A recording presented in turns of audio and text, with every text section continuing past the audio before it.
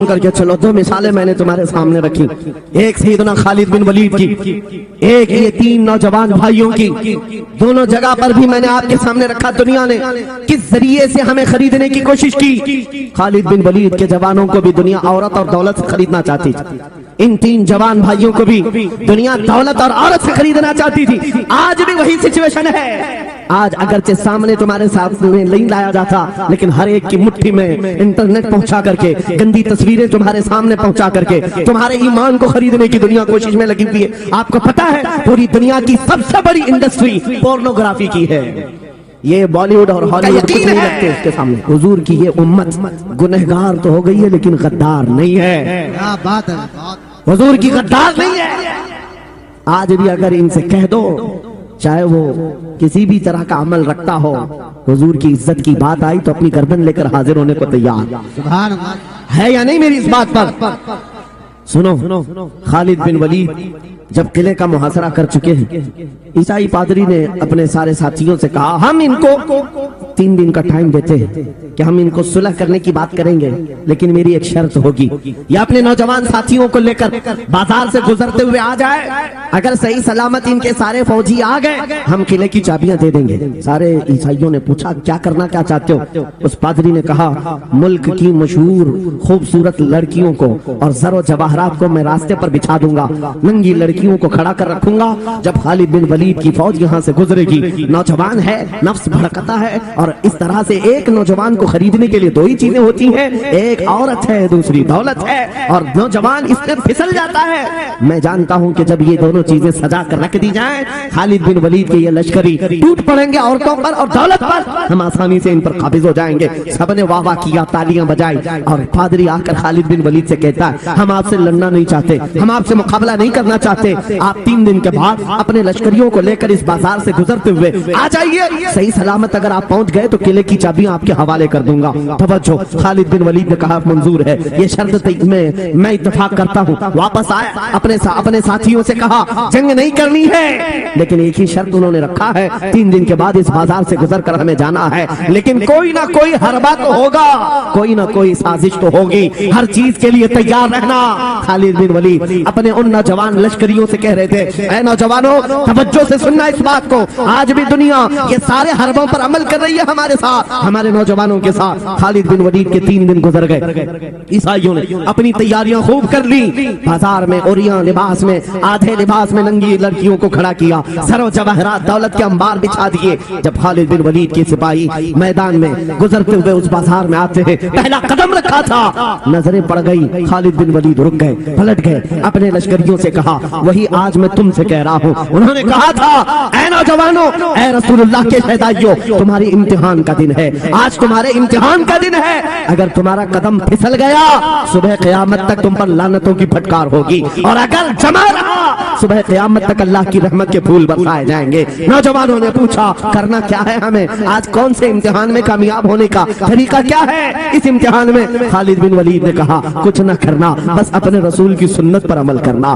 کہا ہم تو کرتے ہیں، یہاں کیا کرنا ہے؟ خالد بن ولید کہتے ہیں میں نے میرے مصطفیٰ کریم کو دیکھا ہے، جب رسول اللہ مدینے کے بازار سے گزرتے تھے اپنی نظریں نیچی کر کے جاتے تھے، آج تم بازار سے جا رہے ہو، بس اس سنت پر عمل کر لو، اپنی حیا کی نظریں جھکا کر چلنا، پھر اس کے بعد اللہ مالک ہے۔ خالد بن ولید کے جوش اور ولولے سے بھری ہوئی یہ تقریر ایسی اثر کر گئی، وہ نوجوان 1-2 نہیں تھے، سینکڑوں کی تعداد میں تھے، سر جھکائے بازار سے ایسے چل رہے ہیں، تاریخ نگار کہتے ہیں وہ اس طرح سے چل رہے تھے کہ ان کے سروں پر انڈا بھی رکھ دیا جاتا تو نہیں گرتا، نہ ادھر ہلائے نہ ادھر ہلائے، نہ ادھر دیکھے نہ ادھر دیکھے، اور برابر اپنی نظریں زمین پر جھکائے ہوئے تیزی سے چلتے ہوئے اس قلعے کے پھاٹک تک پہنچ گئے۔ وہاں وہ پادری صاحب انتظار میں تھے، بھٹک گئے ہوں گے، عورتوں سے بھڑ گئے ہوں گے، دولت جمع کر رہے ہوں گے، مگر یہ دیوانے ٹھکراتے ہوئے ہر دولت اور اوریانیت کو اس قلعے کے پھاٹک تک پہنچ گئے۔ پادری سامنے آیا، قلعے کی چابیاں وعدے کے مطابق خالد بن ولید کی گود میں ڈال دیا اور کہا ایک بات بتاؤ اے خالد، ایک بات تو بتاؤ، یہ جو تم نے جمع जमात, ये जो तुमने लश्कर जमा किया है सिपाहियों का, ये इंसान है या फरिश्ते हैं? इनके दिल है या नहीं? इनकी ख्वाहिशात है या नहीं? इनके जिस्मों में नफ्स है या नहीं? हमने मुल्क की सबसे खूबसूरत तरीन औरतों को खड़ा कर दिया था, दौलत को बिछा दिया था, इनमें से एक भी उसकी तरफ तवज्जो नहीं किया। खालिद बिन वलीद मुस्कुराकर जो जवाब देते हैं वो हमारा ईमान होना चाहिए। क्या जवाब देते हैं? फरमाते नादान, ऐ ईसाई, उन आंखों को तू खरीदने की कोशिश कर रहा था जिन आंखों में पहले से जमाले मुस्तफा बसा हुआ। क्या बात है, सुभान अल्लाह। अल्लाह अकबर। या रसूल।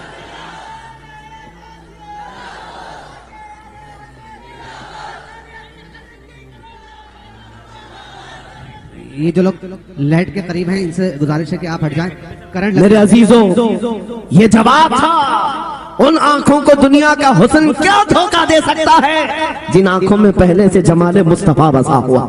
और तारीख ने बार बार ये गुमराह करने की कोशिशें की, एक बार नहीं, दो बार नहीं। कलयुबी में एक हिकायत है, हजरत शहाबुद्दीन कलयुबी ने लिखा है, 3 भाई एक ईसाई बादशाह की कैद में आ गए थे। तीनों सगे भाई थे और जवान भी थे। जवान ज्यादा है इसलिए खिताब कर रहा हूं, इसका मतलब ये नहीं है कि बूढ़ों के लिए कोई नसीहत नहीं। इंसान है, नफ्स है, तो सबके लिए, सबके लिए। 3 जवान कैद में आ गए। बादशाह ने उनको ऑफर दिया कि मेरे दीन में आ जाओ, मैं सिपाही बना लूंगा, वजीर बना लूंगा। मगर वो रसूलुल्लाह के गुलाम थे, मेरे आका के शहदाई थे। कहा इतनी आसानी में तो हम दीन नहीं बेच सकते। तवज्जो है नौजवानों, ये सब तुम्हारे साथ हो रहा है। दौलत तुम्हें दिखाकर, हुस्न तुम्हें दिखाकर अगर दुनिया खरीद सकती है तो लानत है ऐसे तुम्हारी जिंदगी पर, तुफ है। फिर वो कैसा ईमान वाला है, कैसा मुसलमान है जिसने अपने नबी की मोहब्बत को हल्की चीज में बेच दिया? उसका कोई ताल्लुक नहीं है। अला ला ईमान अली मल्ला मोहब्बत अला, आला हजरत ने लिखा है उसका ईमान ही नहीं जिसके दिल में मेरे आका की मोहब्बत नहीं। क्या बात है, सुभान अगर मोहब्बत है तो सौदा नहीं करोगे। 3 भाई एक बादशाह की कैद में आ गए और उनको ऑफर दिया गया, दीन बदल लो, हमारे दीन में आ जाओ, छोड़ देंगे। सख्त थे, जमे हुए थे, डटे हुए थे। कहा नहीं, कहा जल्लाद को बुलाओ, कोड़े मारो। कहा तैयार हैं हम। इतना नहीं, बादशाह इतने गुस्से में था, जल्लाद को बुलाया और कहा एक कढ़ाई लाओ, तेल डालो और खौलाओ। तेल डाल करके खौलाया गया। जब तेल खोलने लगा, इन तीनों में से बड़े भाई को उठाकर तेल में डाल दिया। चलते हुए तेल के अंदर जब उस नौजवान को डाला गया तो फौरन दम जदन में रूह निकल गई, शहीद हो गए। 2 भाई देख रहे हैं, अपने बड़े भाई की मौत देख रहे हैं। ये हालात आ गए, ये बातें याद रखना। थोड़ी देर के बाद बादशाह ने दूसरे से कहा अब बताओ तुम्हारा क्या इरादा है? दूसरे ने कहा अब तो और भी तुमने सख्त कर दिया इम्तिहान, हम तो अपने नबी को धोखा नहीं दे सकते और न ही मेरे शहीद भाई को। बादशाह ने दूसरे को उठाया और तेल में डाल दिया, खोलते हुए तेल में डाल दिया, 2 शहीद हुए।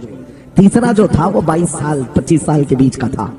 ये भरी जवानी है, अंगारा होता है। हर नौजवान को ये लगता है कि ये दिन हमारे ऐश के हैं।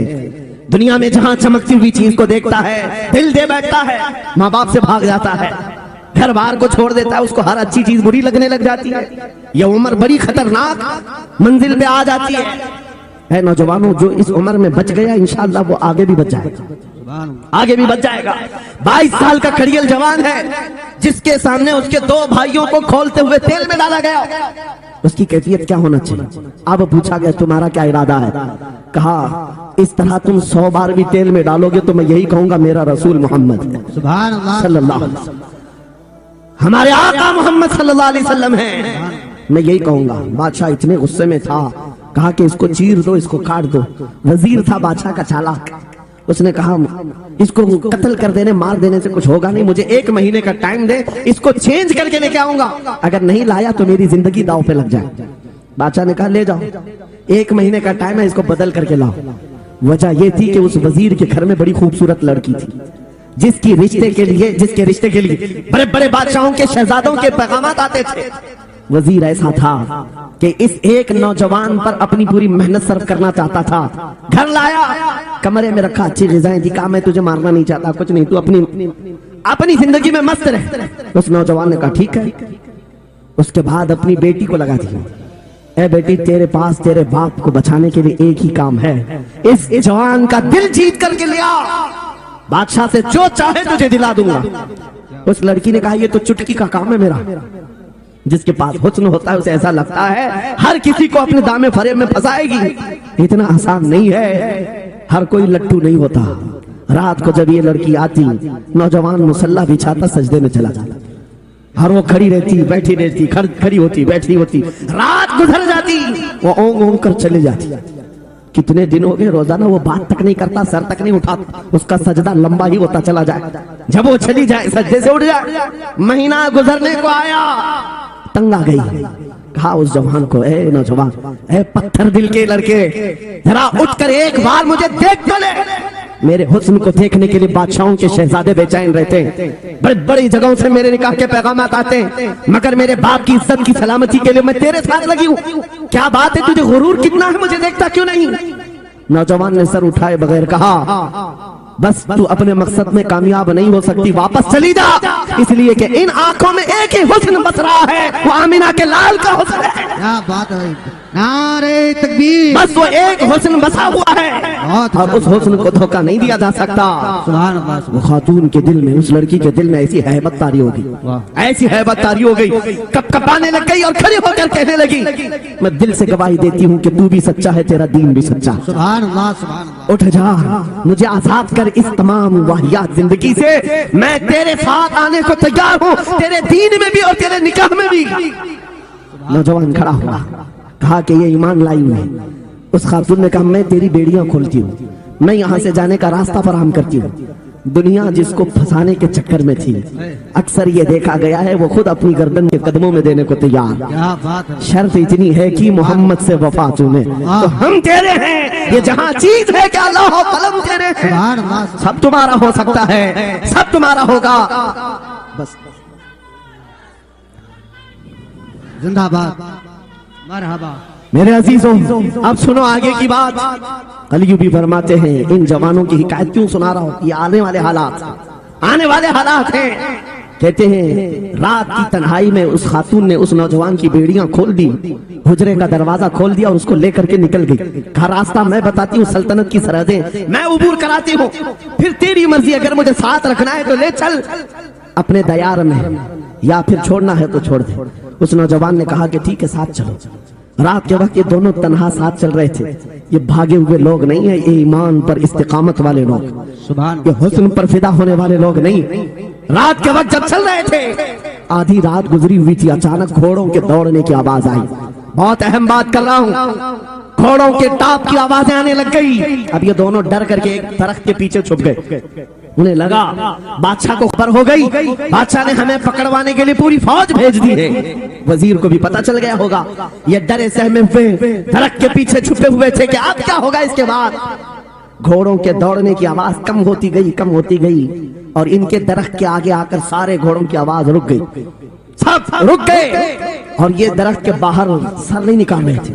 باہر آئی ہوئی جماعت نے ان کا نام لے کر پکارا, فلاں بن فلاں باہر آ جاؤ.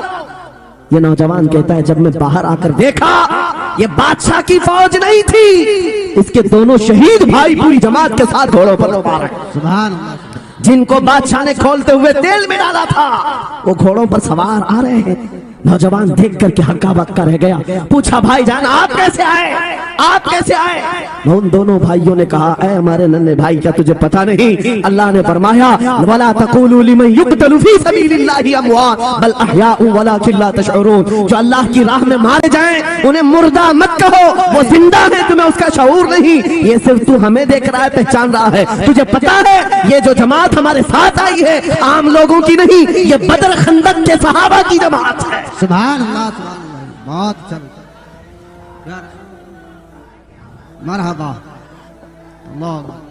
بات صرف اتنی ہے, اگر تم اللہ کے سچے بندے بن جاؤ, حضور کے وفادار بن جاؤ, پوری دنیا تمہارے لیے گھما دی جائے, حالات تمہارے لیے بدل دیے جائیں گے.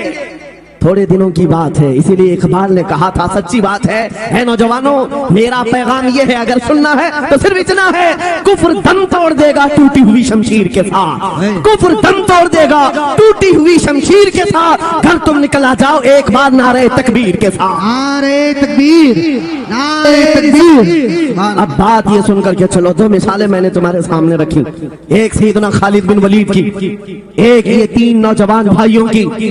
دونوں جگہ پر بھی میں نے آپ کے سامنے رکھا. دنیا نے کس ذریعے سے ہمیں خریدنے کی کوشش کی. خالد بن ولید کے جوانوں کو بھی دنیا عورت اور دولت سے خریدنا چاہتی تھی. ان 3 جوان بھائیوں کو بھی دنیا دولت اور عورت سے خریدنا چاہتی تھی. آج بھی وہی سچویشن ہے. آج اگرچہ سامنے تمہارے ساتھ نہیں لایا جاتا, لیکن ہر ایک کی مٹھی میں انٹرنیٹ پہنچا کر کے, گندی تصویریں تمہارے سامنے پہنچا کر کے تمہارے ایمان کو خریدنے کی دنیا کوشش میں لگی ہوئی ہے. آپ کو پتا ہے پوری دنیا کی سب سے بڑی انڈسٹری پورنوگرافی کی ہے. یہ بالی ووڈ اور ہالی ووڈ کچھ نہیں لگتے اس کے سامنے. پورنوگرافی جو اور یہاں گندی فلمیں بنانے والی انڈسٹری سب سے بڑی ہے. کروڑوں اربوں ڈالر اس میں خرچ کیے جاتے ہیں. کس وجہ سے؟ تمہاری آنکھوں کی حیا ختم ہو جائے, تمہارے ایمان کا قتل ہو جائے. آج نوجوان یہ سمجھتا ہے میری مٹھی میں موبائل ہے, مجھے کون دیکھ رہا ہے. یہ گھر کے اندر تاریکی میں بیٹھ کر کے اپنی آنکھوں کا سودا کر رہا ہے. ان عریاں تصویروں کو تم اپنی انگلیوں کے پور سے ہلا ہلا کر کے دیکھ رہے ہو. ایک بات یاد رکھنا, ہو سکتا ہے تمہاری ماں سے پوشیدہ ہے, تمہارے باپ سے چھپی ہوئی حرکت ہے, تمہارے بھائی اور دوستوں سے چھپی ہوئی حرکت ہے. قرآن کہتا ہے یعلم خائنۃ الاعین وما تخفی الصدور. وہ اللہ ہے جو تمہاری آنکھوں کی خیانت کو دیکھ رہا ہے, تمہارے دلوں میں چھپے ہوئے حالات کو بھی وہ